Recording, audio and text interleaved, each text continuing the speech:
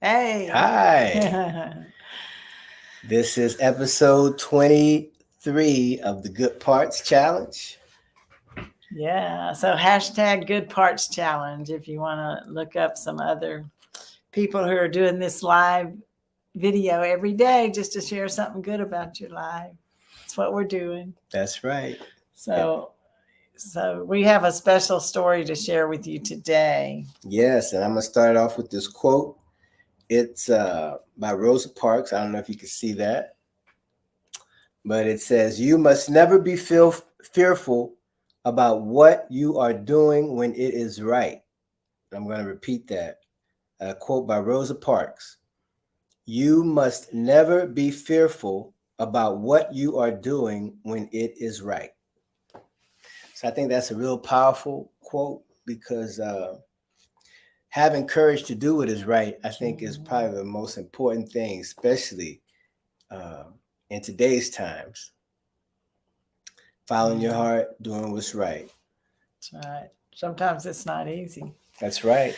But we want to tell you about a friend of ours. She is a treasure that is part of the front line of the civil rights movement. She lives in Richmond, Virginia. Her name is Elizabeth Johnson Rice. Yes. And she's our dear friend, and she's working on and getting close to finishing a book that tells the story of her life. But she shared a story with us this morning on that call that we've told y'all about, the Grow Rich Mastermind. Mm-hmm. She's part of that. She's like the matriarch of that call. And she reminded us of a story that she lived through. She was a teacher. And in 1967, she was hired to teach in a white school.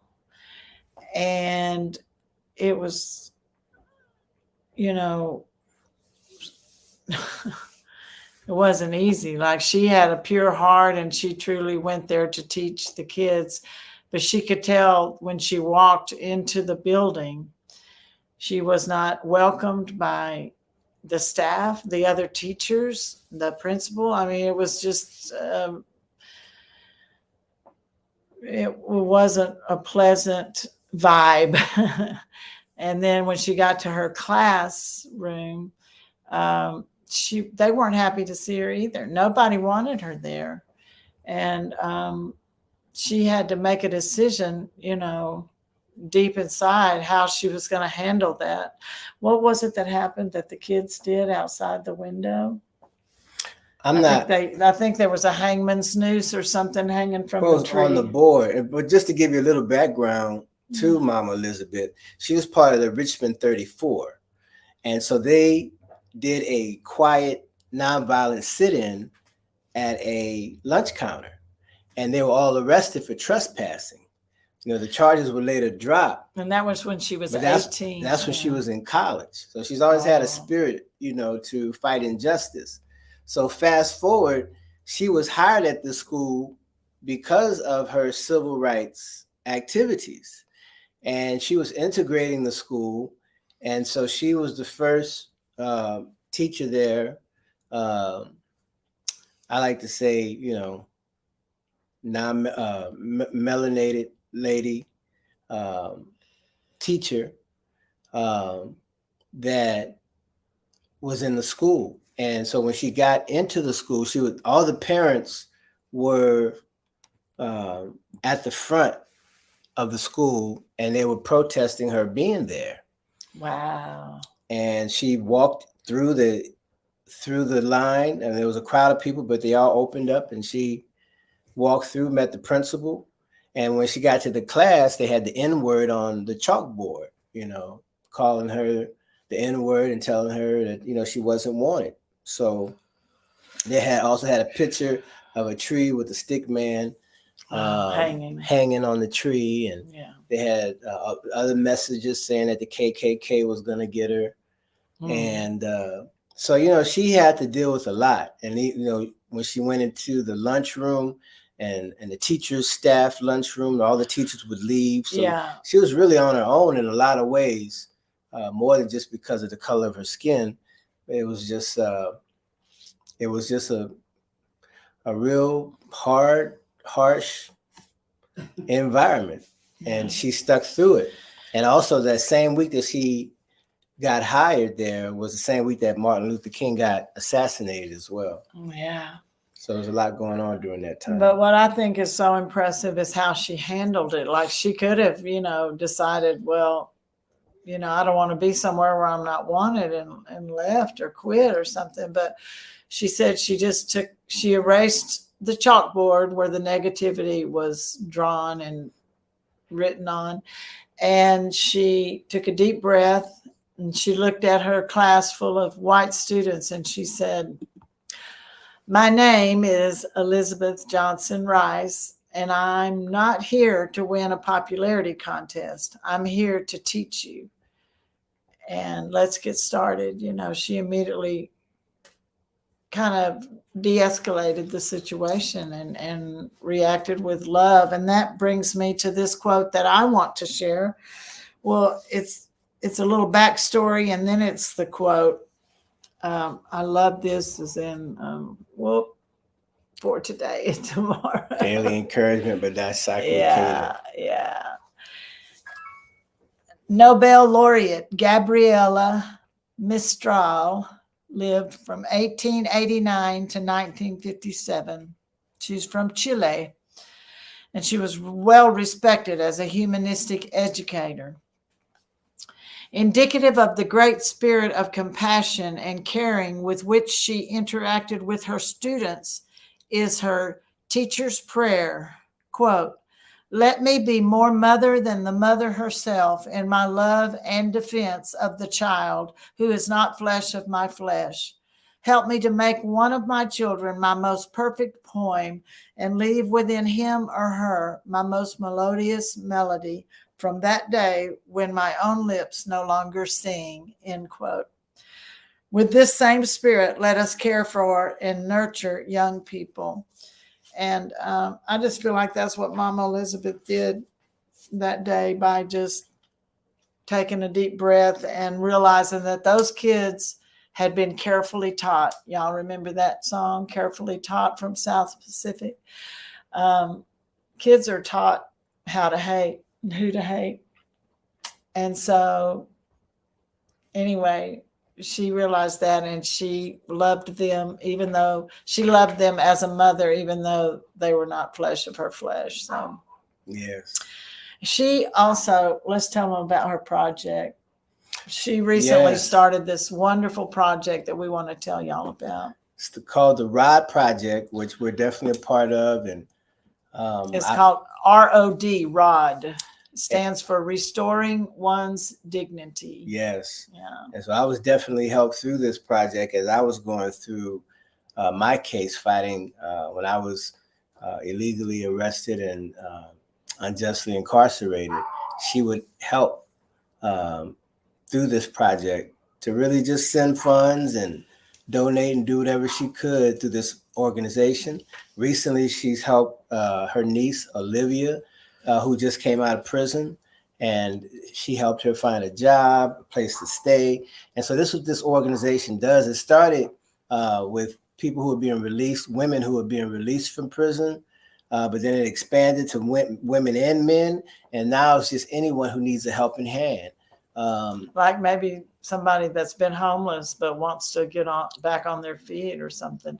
Because like we learned from firsthand experience, he was let go with no clothes, no phone, no wallet, no anything. They kept all of his things, and all they gave him was a pair of jeans and a t-shirt. Yeah, that's the sad part. It's harsh enough for a person to be locked up. However, when you're in there, you lose everything. If you have a job, the job's not going to keep you around if you're in there for a while. If you have car payment, house payment, you lose all that. You have a young family, everybody suffers. And so I found, and I firsthand experienced, that there were a lot of people who accepted deals just to get out of prison, just to get out of jail. They accepted plea deals on a felony. It's like, and what I found out is that they wear people down.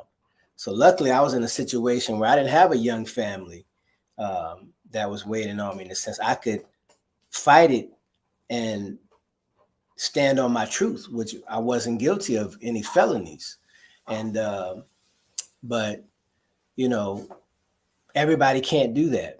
And so when people are released, whether you got unjustly incarcerated or was justly, when you get out, a lot of times you just don't have anything but what you were arrested with. You may not even have that. So ROD Project really is helping people get back on their feet, get back into society. And then it not only expands to people who, and it's not only dealing with people who are in prison, but just anybody that's homeless that needs a hand up. A lot of times when you get into these situations where you lose everything and you become homeless, and it's really difficult to get back up on your feet. There's not a lot of programs, and even the ones that do exist, a lot of them are overwhelmed and overworked and understaffed. So we appreciate Mom Elizabeth Rice for starting this. And Rita Joy and I are definitely a part of it. And we just wanted to shout out about, what it is that she's doing. And she has a GoFundMe. We're going to put the link in the description or either the comments, so people who want to find out more about it and support. And if you ever want to hear her speak from her heart, she comes out on a regular basis on our Grow Rich Mastermind. And the phone number? The phone number is 667-770-1524. And the access code is 565-762#. And it's from 8 to 9, Monday through Friday, Central Standard Time. And the first 30 minutes we talk, we read. There's a host each day, a different host, and there's reading from Napoleon Hill, Think and Grow Rich, and other books about the principles of success, the laws of success. And then the last 30 minutes we mastermind. Each person, whoever wants to, can come out, or if you don't want to come out and share, you just listen and learn. But it's a positive way to start your day. We've been doing it for 10 years.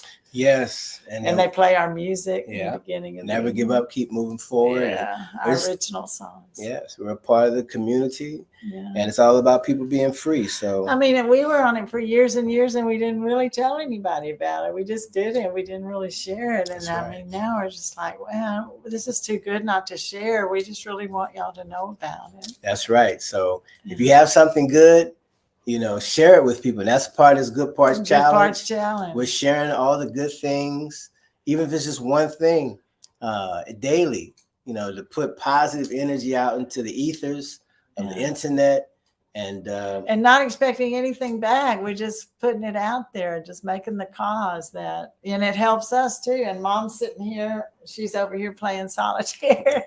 But it's like, if you feel like it, try it. Definitely. Challenge. We need more positivity on the internet and in the airwaves. So share your heart, because this is something we didn't have before. I grew up where the only way you could contact people really was on a telephone, and to find new people, you had to get on the yellow pages or the white pages. But now we're all connected through video, cell phones, internet.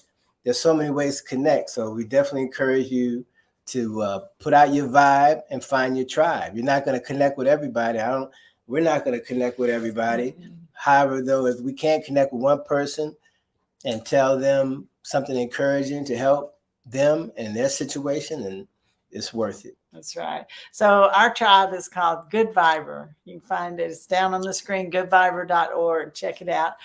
Or also, we're Never Give Up Entertainment on YouTube and Facebook. So, because our dream, our lifestyle is all about music. So we just want to share our music, which we will be doing more and more of in the future. So if you want to follow us and our musical adventure, our life, then please. Never Give Up Entertainment on Facebook. Never Give Up your email. Entertainment on YouTube. Yeah. And so we're just getting started. We've been doing it for a while, but it's from our nonprofit. Our nonprofit started in 2010. So we've been doing this for, almost 13 years. And the nonprofit is just to help educate and uplift everyone. Yeah. So All right then. all right. Happy Friday, happy weekend. Y'all make it a Yes. good weekend. Yes, absolutely. Yeah. All right. Never we'll see. give Never up. give up. Keep moving forward. Nam yo hodenge kyo. Mama's Hey. clapping. She Mama's likes clapping. it. All right. Very good. Bye. Bye.